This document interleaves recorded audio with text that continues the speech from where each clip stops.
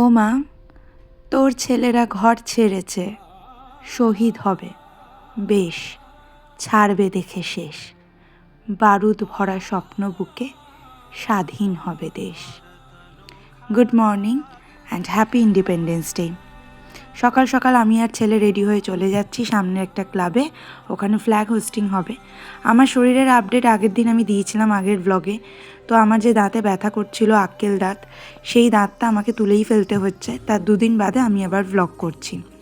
ক্লাবে এসে দেখছি ক্লাবের প্রেসিডেন্ট ফ্ল্যাগটাকে রেডি করছে, তো এবার ফ্ল্যাগ হোস্টিং হবে।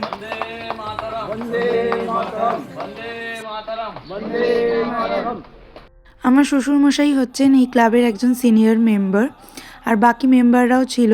কিছুজন আসতে পারেনি, অন্য জায়গায় ফ্ল্যাগ হোস্টিংয়ের কাজে ব্যস্ত ছিল। আর বাচ্চাদের কাছে সবচেয়ে মজার বিষয় হচ্ছে এই লজেন্স পাওয়া।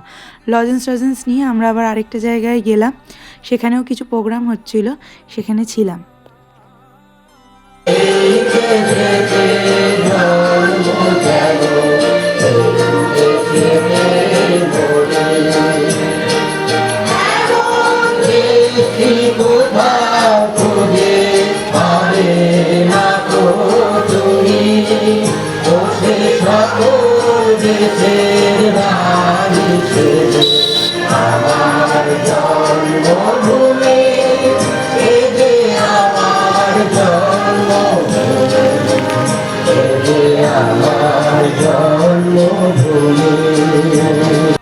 সকালে অনুষ্ঠান শেষে সন্ধ্যাবেলা আমি, ছেলে আর বর মিলে চলে গেছিলাম লেক মলে।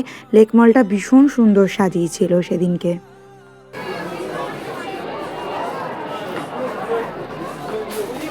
ছেলের জন্য কিছু শপিং করে আমরা চলে গেছিলাম রাসবিহারী মোড়ের বচ্চনস ধাবায় খেতে।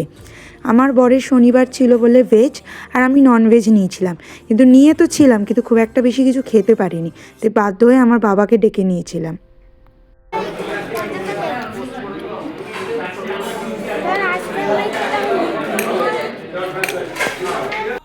বাবা এসে কিছুটা উদ্ধার করলো।